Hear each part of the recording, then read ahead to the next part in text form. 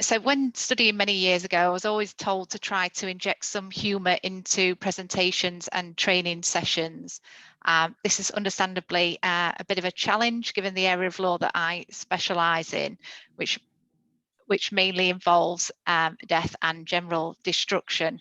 Therefore, instead of opening the session with an ice-breaking joke, I have instead included a shameless plug for Wakeman's regulatory team.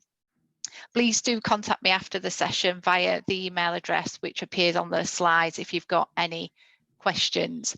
I don't know, Steve, if you can go back to the introductory slide, which covers the 3 topics that we're going to cover today.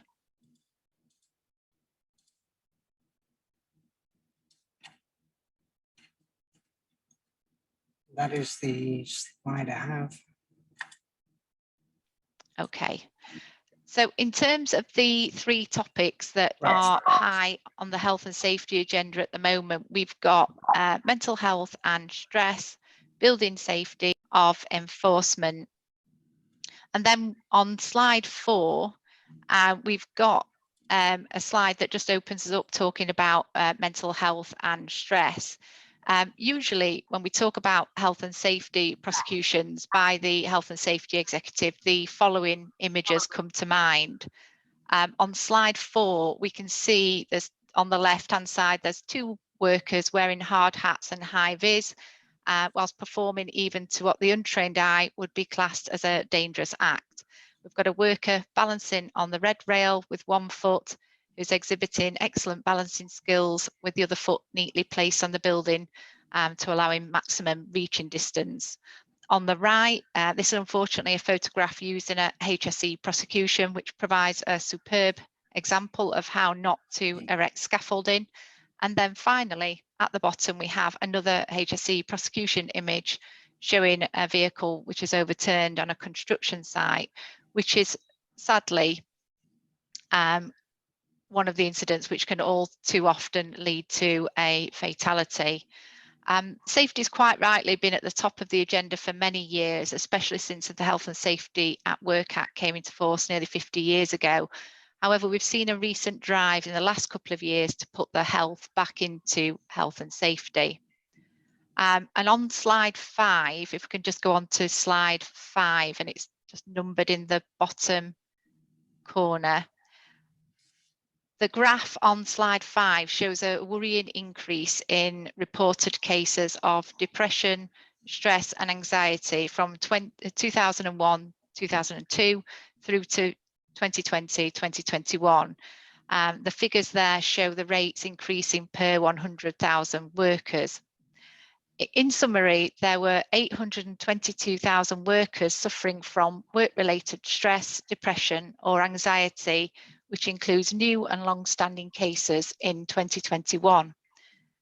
It will come as no surprise that workload is one of the main causes of workers suffering from stress and anxiety, with bullying and changes at work also being cited as other main factors. In stark contrast to the industries which we commonly associate with higher case of workplace accidents, the main industries recording cases of stress, depression and anxiety were public administration, human health and social work, and also within education.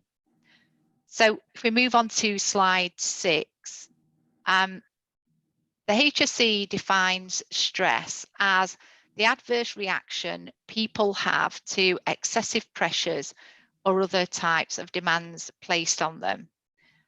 Because safety has been widely talked about, employers usually understand what they must do in terms of managing physical risks associated with their activities. We know risk assessments must be carried out. We know equipment should be inspected and maintained properly, and that safe systems of work should be developed. However, many employers are usually less confident when it comes to managing stress and mental ill health related issues in the workplace. They're in the dark about the extent of their duties and what they should do to implement a good system. With my lawyer hat on, the starting point is that employers have a duty under Section 2 of the Health and Safety at Work Act towards their employees to ensure their health, safety and welfare at work insofar as is reasonably practicable. And put simply, there's a duty to take reasonable steps to seek to ensure that you are managing workplace stress and mental health of your employees. What's considered reasonably practicable will vary from employer to employer, with consideration being had to the time, trouble and expense of putting in place the necessary control measures. In essence, it probably wouldn't be considered reasonably practicable by most businesses to hire a Reiki practitioner to conduct energy-based healing in the workplace, but it is likely to be reasonably practicable to have a system which allows employees to share their worries and concerns and then adapt working practices as necessary. If we just go on to slide 7. The government commissioned a Thriving at Work report to review how employers can better support individuals with mental health conditions in the workplace. And it sets out some core standards that all employers should put in place. This includes that employers should produce, implement and communicate a mental health at work plan that promotes good mental health of all employees and outlines the support available for those who may need it. Develop mental health awareness among employees by making information, tools and support accessible. Encourage open conversations about mental health and the support available when employees are struggling, and offer appropriate workplace adjustments to employees who require them. Provide employees with good working conditions and ensure they have a healthy work-life balance, and promote effective people management to ensure that all employees have a regular conversation about their health and well-being with their line manager, and also train and support line managers and supervisors in effective management practices.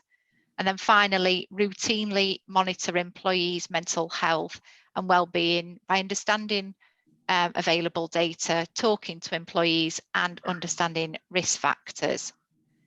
Then on slide 8, the HSE have essentially taken all of this research on mental health and stress in the workplace and launched the Working Minds campaign.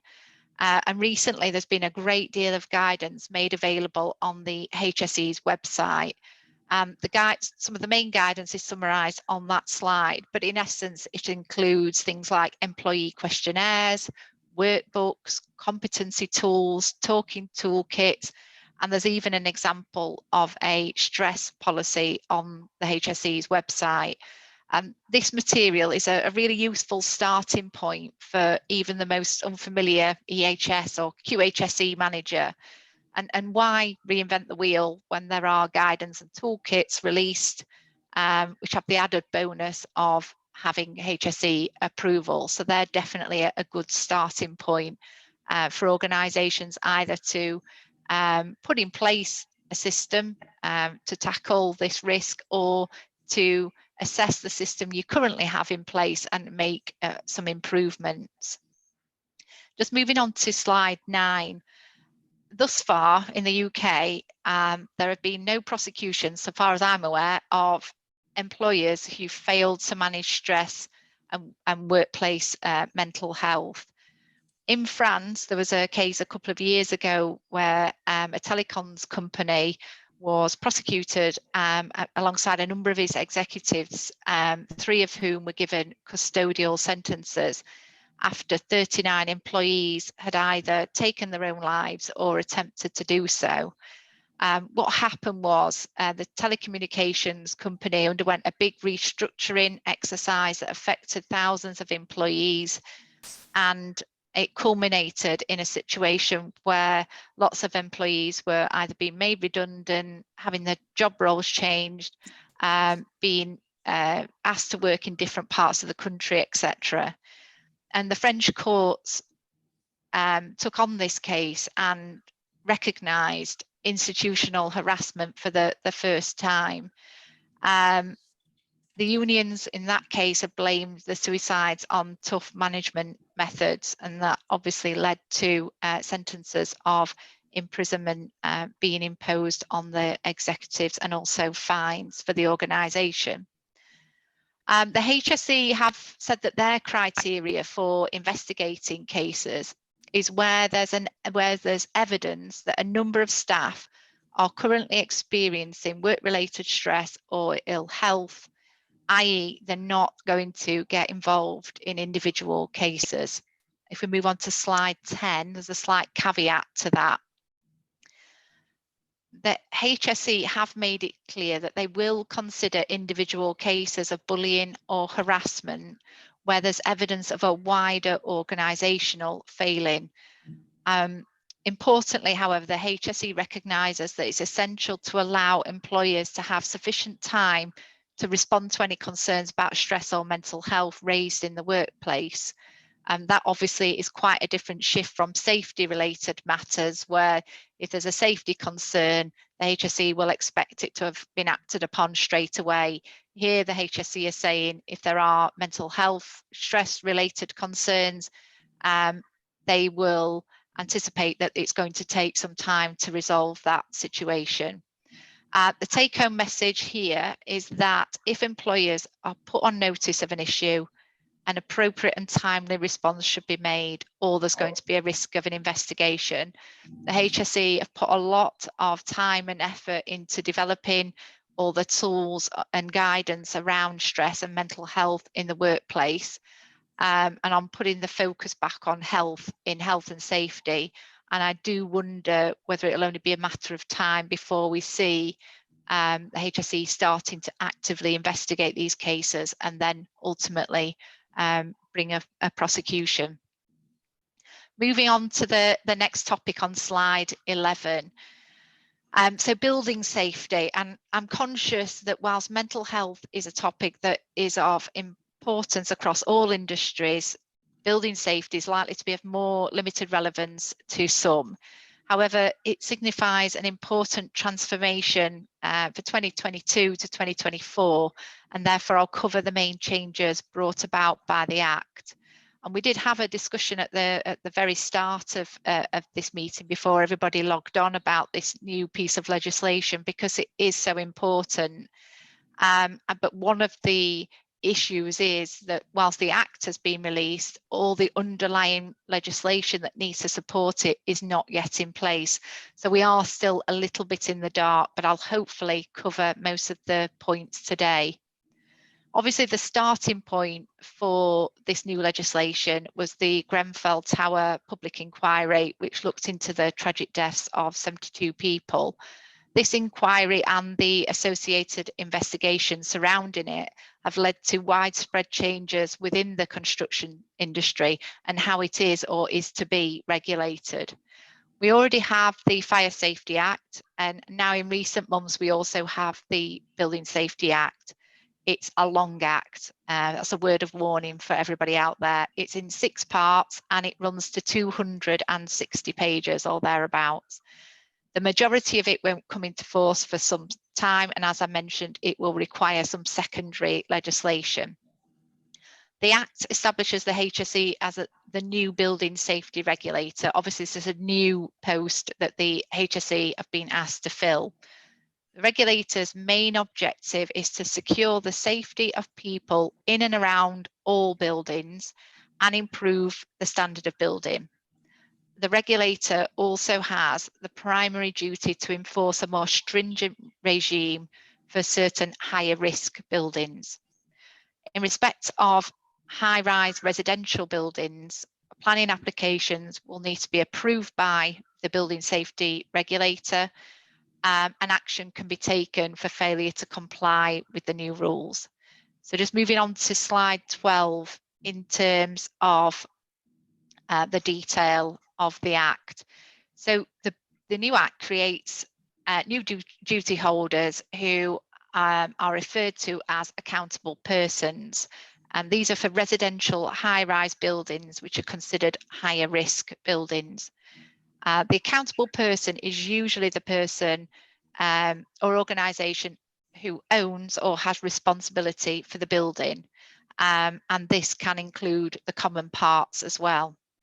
And the main duties are Firstly, to prevent building safety risks, which are identified as including the spread of fire and structural risks, and also to reduce the seriousness of an incident should it occur. So that's obviously all the fire safety requirements, etc., in relation to spread of fire, but also in relation to structural failures as well.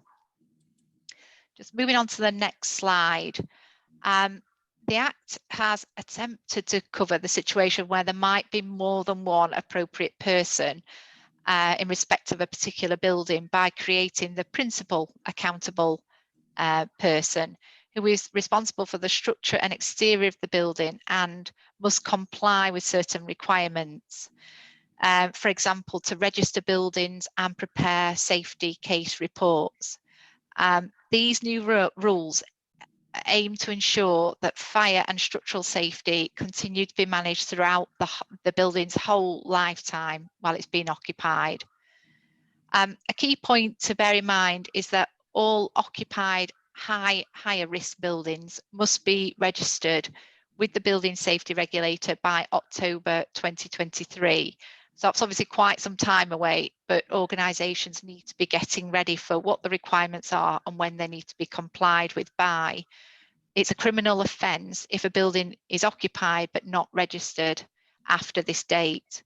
So it's obviously essential that organisations get themselves ready for that.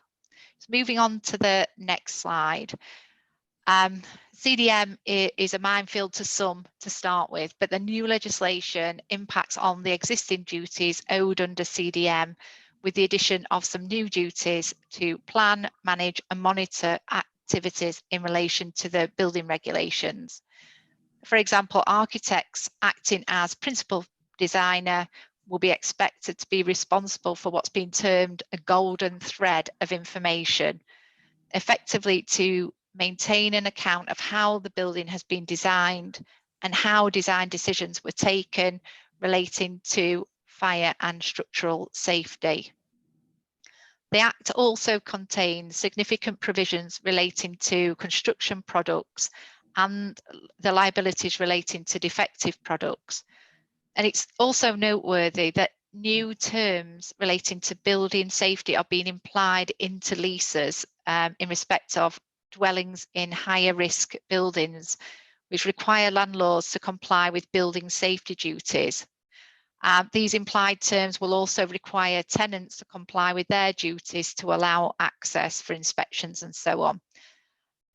There are also certain new restrictions on landlords being able to compel tenants to pay for things such as cladding remediation as part of a service charge.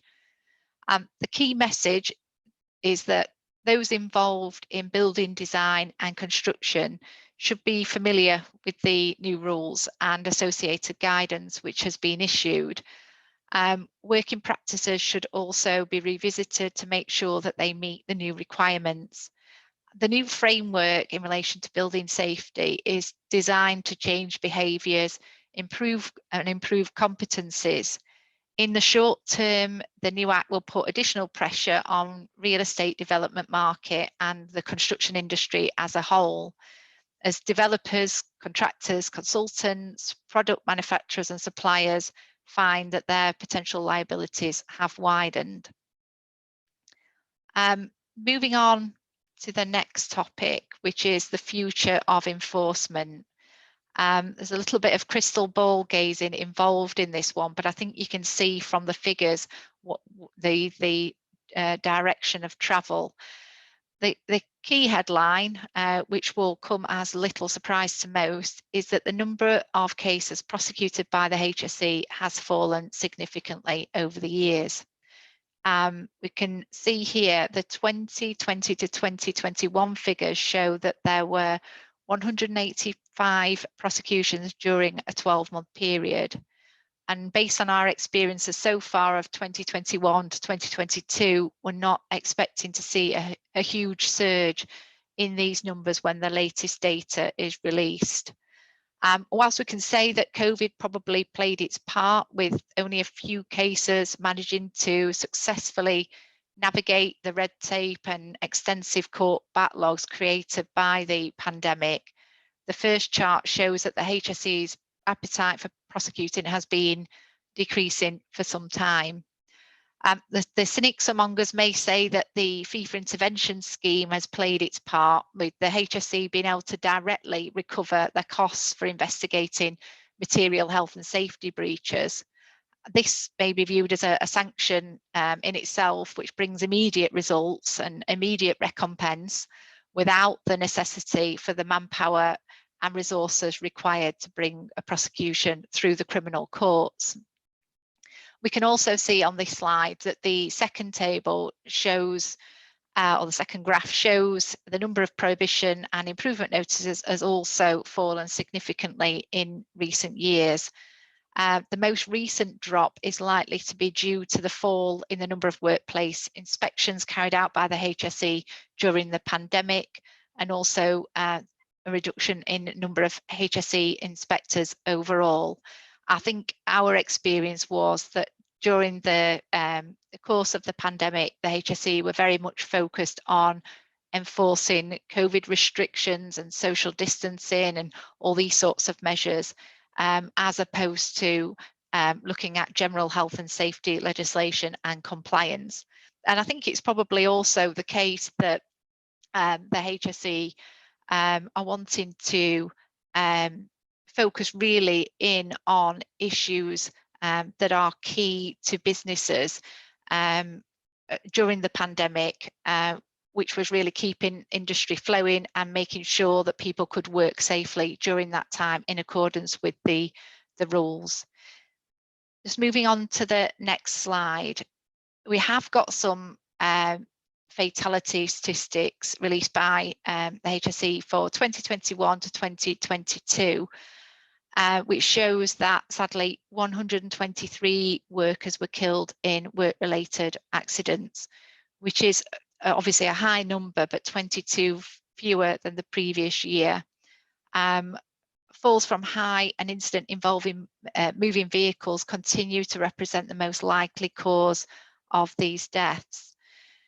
What may be alarming to some is that the figures show a disproportionate number of fatal accidents involving older workers. You might think that young, inexperienced workers are more likely to be involved in serious incidents and take risks, but the HSE's figures are aligned with, unfortunately, my own experience that certain risks are more hazardous to older workers than to younger ones.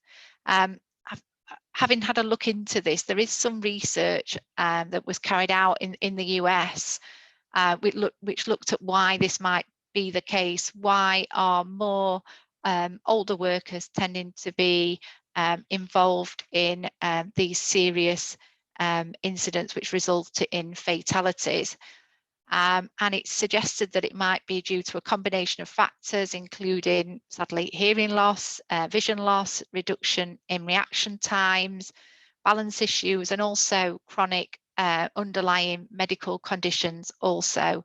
And I've certainly come across cases of individuals working from height, for example, who are more susceptible to being overcome by difficult working conditions. So, for example, heat, and then that leads to serious incidents arising and, unfortunately, sometimes fatalities.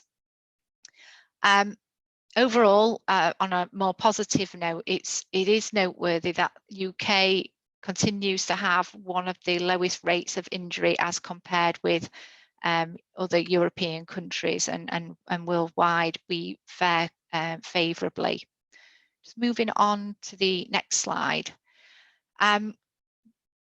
When we are assisting organisations who unfortunately have been involved in serious incidents or are facing a HSE investigation, we'll always look to the enforcement management model of the HSE and the enforcement policy statement, which acts as a guide in relation to whether or not formal enforcement action in the form of a prosecution will be taken, or whether there are other options available. It's noted that cautions are an option for the HSE, but those are very, very few and far between. So the HSE may write and caution a company or an individual for a health and safety breach, but they are not commonplace in my experience. The HSE are far more likely to issue an enforcement notice or prohibition notice or move to a prosecution. These two documents, the Enforcement Management Model and Enforcement Policy Statement, are quite old documents now, and the HSE are recruiting for a new Director of Legal, and I do wonder whether this might prompt a change in the HSE's approach to prosecutions. Perhaps they'll streamline their approach, only time will tell. But with HSE funding being cut and number of frontline officers reducing, it's unlikely that we'll see any significant rise in cases being prosecuted by the HSE. They're likely to continue to focus on cases where they have the strongest chance of a successful outcome, which then opens the door to them recovering their costs. Prosecution barristers, unsurprisingly, do not come cheap, and I've seen cases involving costs of over 150,000 and more being sought by the HSE and unfortunately granted by the courts. Just moving on to slide 18. Before the presentation today, I had a look at the most recent HSE press releases in relation to prosecutions brought in recent weeks and months, and most of the cases align with my own experience that the HSE are continuing to focus their prosecution efforts on fatal accidents, organisations that failed to heed warnings, and organisations that haven't cooperated with a regulatory investigation. There have been some eye-watering fines recently, although the record still stands in terms of the amount of a fine, or the biggest fine imposed so far. The HSE statistics show that while the overall number of prosecutions are falling, the fines are not falling in a similar way. A recent example is Northern Gas Networks. Many of you will have seen that they were fined £5 million in Leeds Crown Court after a fire and gas explosion in a property which led to the death of a resident. As part of the investigation that was undertaken, it was found that there was a fractured cast iron main running under the carriageway, which was unfortunately not marked on the company's drawings and therefore not maintained by the company. And sadly, that led to the pipe fracturing and then the explosion occurring, which obviously resulted in the loss of a life and a £5 million fine for the company. Looking at individuals as well, because I know when we're advising clients after a serious incident, we'll always advise them on whether or not there's a prospect of any directors, senior managers, or any other individuals within the organisation facing a potential investigation in terms of offences that they personally have committed, either in respect of Section 7 of the Health and Safety at Work Act or by virtue of Section 37 of the Health and Safety at Work Act, where a director or senior manager can be prosecuted alongside the company itself. In a really recent case, a building owner was sentenced to 12 months imprisonment in Liverpool Crown Court after an employee was left paralysed following a serious accident. It would look like this employee was standing on the platform of a goods lift, which then fell to the ground due to an issue with the hoist. Unfortunately, there'd been a previous incident where an individual had suffered a broken heel in similar circumstances, and yet the building owner hadn't ensured that the hoist was thoroughly inspected. This wasn't one of my cases, but reading the press release about it, it would seem that the previous incident was squarely in the mind of the judge when handing down that custodial sentence of 1 year. Just moving on to slide 19. In terms of successfully defending organisations being investigated by the HSE, this seems quite obvious, but in so many cases we ask for documents and we will be sent some risk assessments, some evidence of a safe system of work, etc., some evidence of training records. But the key to being able to successfully defend organisations who are investigated by the HSE or in fact local authorities is to have a comprehensive, well-documented systems and procedures. Risk assessments should be up to date. They should take account of changes within the organisation. I've lost count of the number of times that organisations say we review our risk assessments annually, and then I asked for the latest version and it's got 2017 dated. And that's not to say that we won't be able to defend that prosecution, but from the outset, it just doesn't look like that organisation is on top of managing risk and on top of their documentation and their systems. Another thing that we commonly come across is that there should be a clear understanding of duties and who is expected to do what and what training,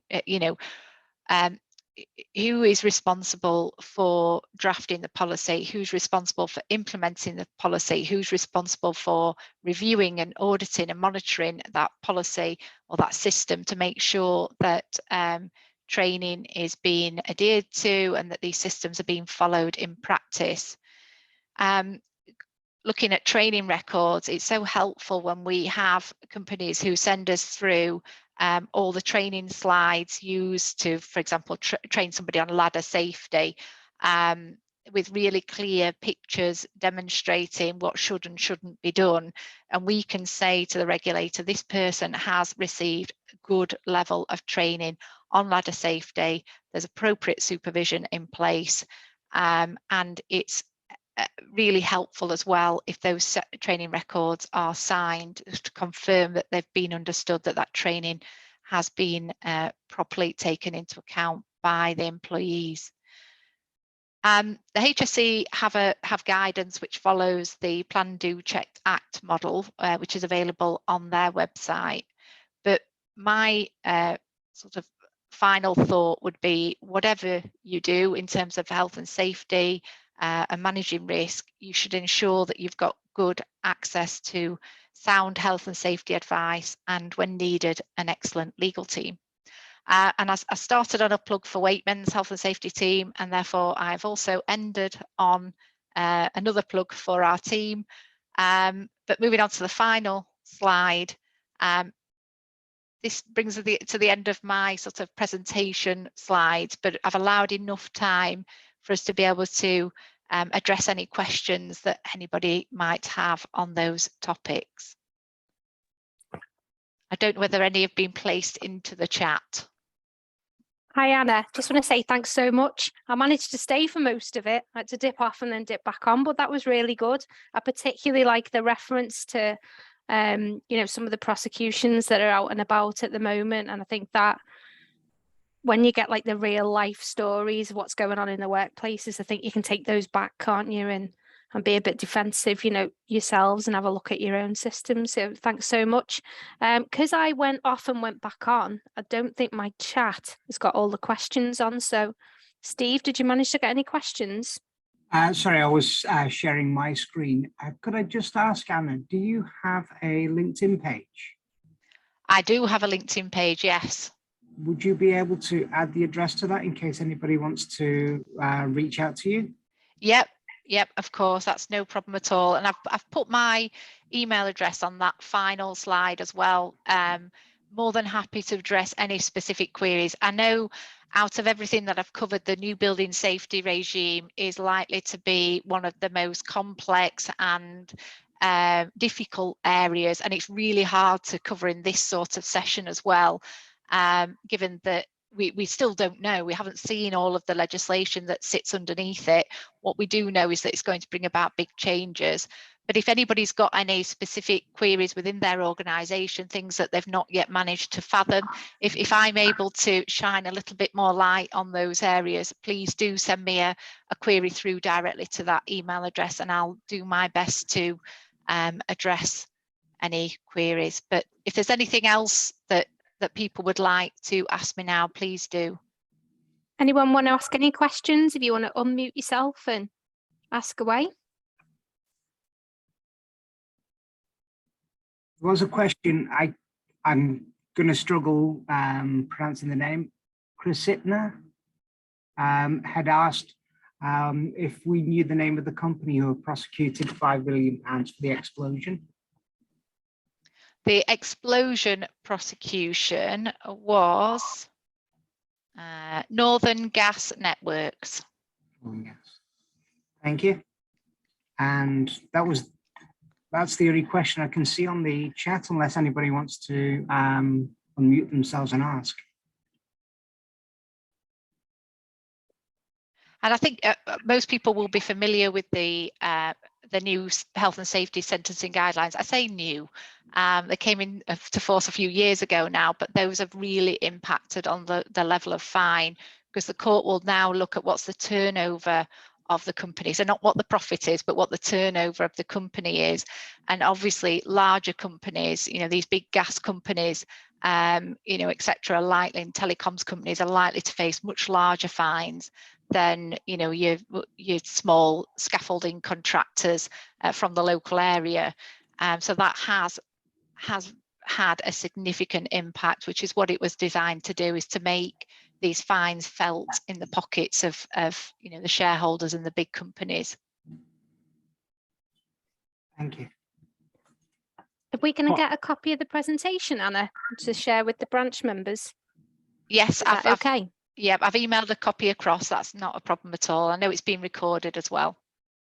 Yeah, just a couple of people have requested it in the chat. So yeah, I think as well, if there's anyone on and they want to refresh of it with their own team, you can either use the presentation and deliver it yourself, and you can record it internally to say, I'm giving my team a legal update. So, as health and safety practitioners, and obviously Anna with her legal hat on as well, I think the days of being secret squirrel and not sharing anything are gone. I think anyone who can share a bit of best practice in the industry, and we could help each other out by, even down to, I wrote down about the training, because we're doing a review at the moment in our business, and we're trying to refresh our training. And it's interesting that you say that, even the content of training slides are used in the defence for businesses as well. So I think that's a good one for us to take back as, safety people, isn't it? What is our training like? Could we do a bit better? Is it time we had a review? So yeah, I've got a few takeaways, Anna, for myself anyway. So. And I think one of the examples, just talking about training, that springs to mind was that we had some agency staff being supplied to a large food company. And the agency printed off like a health and safety manual with all the training within that they were expected to be trained on. That manual had been photocopied that many times that all the photographs showing do this, don't do this, don't put your hands here, that had been photographed so many times you couldn't see the photographs. That is effectively a useless document. So it's things like that. You might have a system, but how is it playing out in practice? If you were to have a serious incident, which obviously we all hope we don't, but how would you track back and say we've done our, we've all that's reasonably practicable here to prevent that incident from happening, and make sure that measures we've put in place, are working year on year. Yeah, I've just got one quick question for you, Anna. Of course. When you spoke about the Building Safety Act and it being in 6 parts, you spoke about the principal accountable person. So in most organisations, who usually takes on that role as the principal accountable person? Is it usually like a building safety manager? No, so I think that or someone higher up.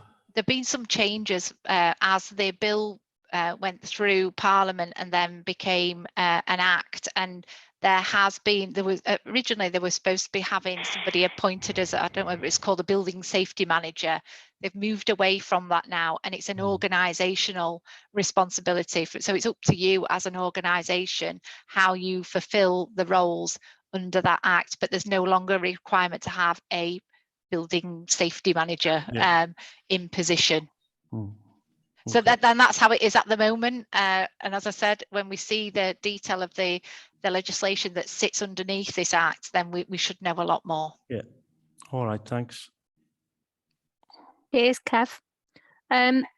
We've got another question in the chat from David Morgan. So David, you can either unmute and ask it yourself, and if you don't come on, I'll ask it for you. I think this one's for you, Anna. Okay. Okay. Do you feel the role of the HSE and how it operates needs to be reviewed given the lack of funding and resources available to it? I've contacted them directly over the last year in relation to serious concerns, and the response was poor. Yeah, so the HSE are already underfunded, and then we know that they've had these budget cuts, and yet they've been given new responsibilities as the regulator in relation to building safety. So it's definitely an area of concern, and the HSE, I don't know whether it was suspected that they would be able to fill the gaps in funding through fee for intervention. So obviously if they're going out to businesses directly, they can charge them, I think it's £163 an hour now for the time spent investigating material breaches. And I think it was felt that the HSE ought to be funded through that system, but I don't know. My experience is that it's just not happening, and they still seem to be really thin on the ground. I think during COVID, they tried to get back a lot of the old inspectors who'd left, and were not able to get everybody back on board and up to speed as quickly as they needed to. So it definitely it is an issue, and even as a lawyer, I would say that we need to have a properly resourced health and safety executive with sufficient individuals who are properly trained to be able to go out and regulate these businesses. Yeah, thanks for that, Anna. I hope that answers your question there. Also, a couple of people have added in just for copies of the presentation. So they're normally on our branch page, so you can go Merseyside IOSH, and you can also go in through the main IOSH, and it says past events, and they also feature on there as well. So there's two places you can get them. If you have any issues getting them at all, you can just drop us a line at Merseyside branch at IOSH.com, I think. Correct me, Paul, if you're still on and I'm wrong. But yeah, there's routes you can contact any of us as a committee on LinkedIn, and we can direct you anyway. We can make sure you get a copy of the presentation. Obviously, it'll go onto the branch web pages, but also we'll send you a link to it in the feedback survey email. So you should get that following the meeting as well. So you'll get a copy of those. Brilliant. Does anybody else want to pop on? Have anything that they want to ask Anna before? I'm conscious of your diary, Anna, and you've given up your time already for us. So has anybody got anything else for Anna? I've got a question, Michelle. It's Richard. That's fine. Anna, you talked about fatalities and the disproportionate number of people over 60. Is there any studies being done to see what effect all of the recent, so the pandemic has left a lot of people in a situation where they have to continue working. For some people, it's driven them out of the workplace. So are there any studies that you're aware of that look at that question to understand not just why there are, people of that age, the medical conditions they may have, but also why they still form part of the workforce? Yeah, I'm not aware of any specific studies. I know it's the as we get a different prime minister, we seem to be being made to work longer and longer. I think we'll all be working till 80 soon, which I'm sure is not what any of us want to be doing. So I'm not aware of any specific studies, but just in my experience dealing with the cases that I deal with, I do see a disproportionate number of older workers. And you do wonder, is it because these individuals were, employers think, well, they know what they're doing, they've been doing it for 40 years, and there's a sort of a not just complacency on the part of individuals, but employers thinking, they've been a HGV driver, whatever it might be, they know how to couple and uncouple, and they've been doing it forever, so just let them get on with it. Whereas younger workers come in and they get more thorough training. I don't know what the specific reason is, but I am seeing more incidents involving older workers than, you know, people in their sort of 30s, 40s. Thank you. Yeah, I think it's one for us to take away, and I'd say as a health and safety bob myself, delivering training over the years, I would say that you do see that. So when we used to be in the days where we used to deliver the face-to-face training, I would say, you know, the roll of the eyes, can't tell me, and you know, you feel like they've switched off even before you start talking, because they have done that job. And I think there's probably a little bit of work for us to do as practitioners, isn't there? And I don't know how you would change the culture, but you know, maybe the keys in our presentations, getting out more, visiting people, changing mindsets. I mean, and again, I think if you're recognizing that as a trend and you're seeing it on your end, I think it's a little take back for us, isn't it? What are we doing to refresh things? I mean, myself and my team today, we're looking at our induction, and it's been in place for years, and it's that. If you're new, you get it. If you don't, you don't. So we're going to refresh it with the business like once a year. So we're just trying to give everybody another fresh go at it. So it's probably a case of doing that. Someone who's done that job for years, do we refresh them with the risk assessments? Yeah, they've been doing it for 20 odd years, but do we actually get them back in and say, what have we learned, you know, and let them be a contributor to our reviews? I don't know, just something we could do. Hello, Yeah. Mr. New. Yeah, how are you Want to doing? come in? Okay, Yeah. fine, thanks, Vice Chair. Yeah, can you hear me? We can hear you. You're calling from your cab. Yeah, I've just come back on site from I'm doing some environmental stuff. So yeah, how's it going? You all right? Yeah, we're all fine. Yeah, still. Fantastic. Yeah, I'm sorry I'm late. 1,000 apologies. Have you got Yeah, any? I was just picking up on the last bit about the older working generation. We had similar problems with an older workforce because of the skill level that they possessed, and that the absence of that skill level. So unbeknowingly, I think we encouraged them to stay longer.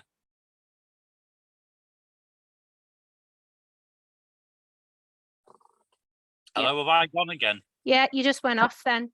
Yeah, the connection's not good up here at all, to be honest with you. It's quite bad. Now, can you hear me now? Yeah, we hear you now. You're live on Big Brother. Please do not swear. Okay. Do not swear on here.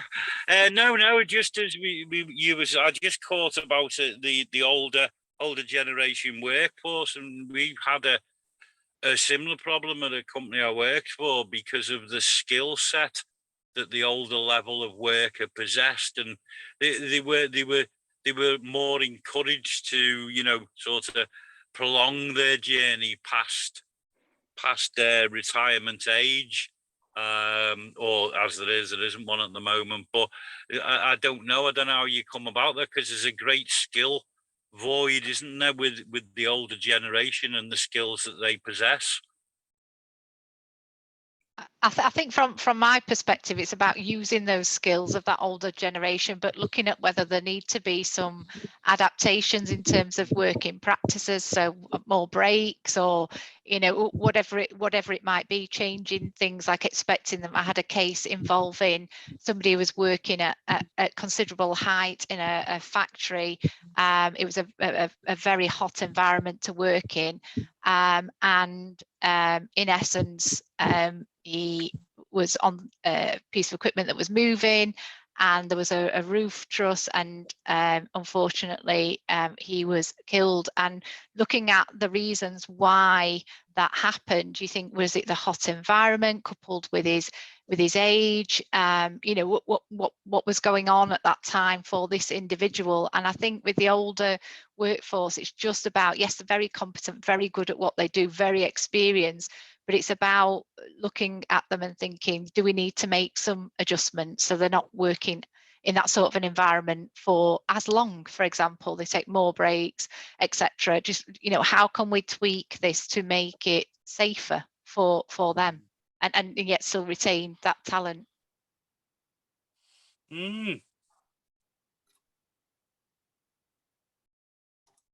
Thanks, some good advice there. Anything else, Will, or? No, no, I can only hear you in bits and pieces. The signal up here is really bad. Okay. But no, I got most of that now, so that's really good. Thanks, Will. If you can dial in a bit for the if you want to get somewhere that's got a signal, dial in for the committee business. But otherwise, I'm just conscious of time. So Michelle, we've got a raised hand from Bernadette. Okay, yeah, please come in, Bernadette. Hi. I'll not put my camera on because it's fine. I've not done my hair. Okay. I think really looking at that older generation, it's a bit like doing a young person's risk assessment.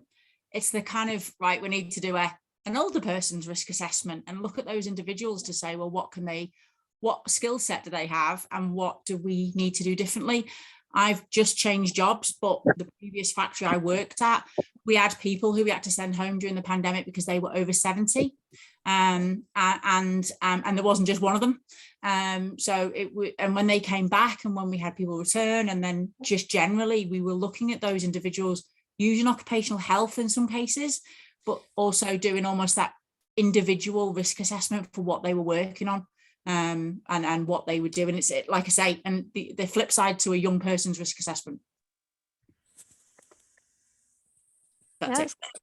Thanks, Bernadette. So that's a good thing. I think there's nothing really, is there, to say what classifies something as an older person to do. You know, we've got guidance of like apprentice age and stuff to do a young person's one. I think I'd be a bit worried about telling someone I'm going to sit down and do an older person's one.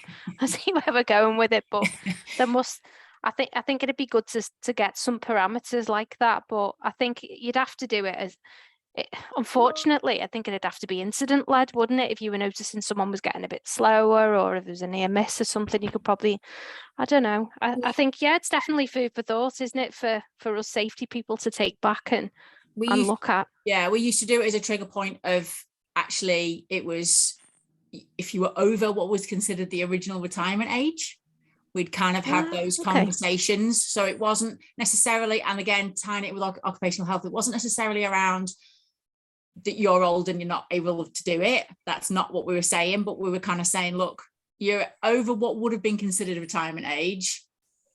Is there anything? And by that point, generally, we knew what issues they were having anyway, because you're close enough to your workforce to be able to do that. But it was just, it worked really well. And nobody took it as, what are you trying to say? Am I too old? It was very much taken of, we're taking care of you. Yeah, that's good. Well, thanks for that point. Decent, thank you. Has anybody else got anything you want to jump in and add, or? I think it was just me, Michelle. Sorry. Hi, Helen. Hi. I think that's a good point, that individual assessments are really important, because people can have issues at any age, you know, at any point of their career. They might be coming new into the job. You know, we can't make assumptions, and I know we do have to really check that people are going to have that competency. So yeah, I think that needs to be built into the process of recruitment, and then throughout the whole career plan that people are having. But yeah, lovely presentation today. Thanks very much to Anna. Really appreciated that.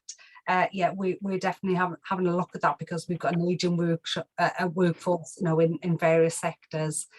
So yeah, thanks very much. That was all I had to say. Well, thanks, Helen. Nice to see you.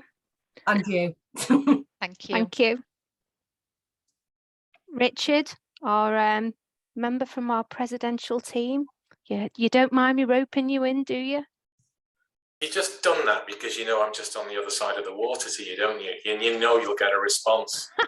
You just made the mistake of sharing yourself on the camera, so I thought he's on. Well, what's worrying me is, yeah, someone better come and do a risk assessment on me, because yeah, I'm definitely the wrong side of 60.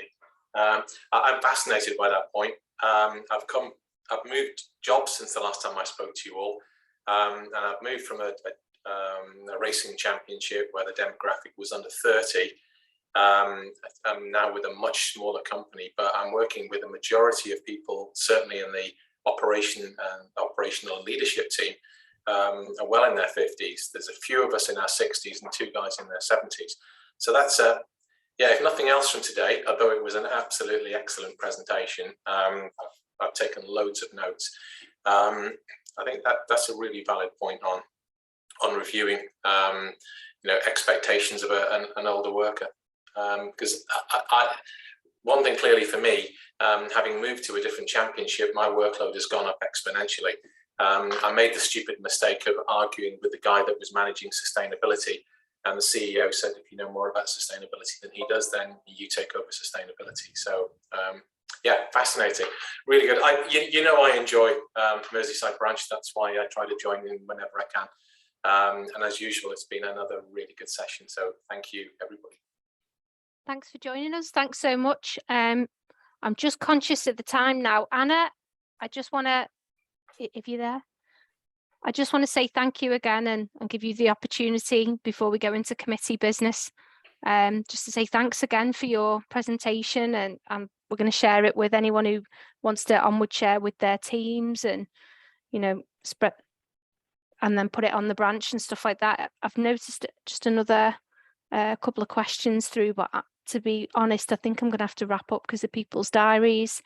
Good start and opportunity for review is your first aid risk assessment and requirements. Yeah, good point. Yeah. Yeah, so if Anna, is Anna gone, Steve? No, I'm still here. She's still there. Sorry. I am. Hi, Anna. So again, I just want to say on behalf of our branch, thanks so much for your time today.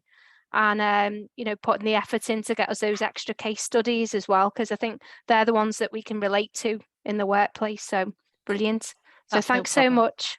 And thanks Thank everyone you. for joining. Bye then.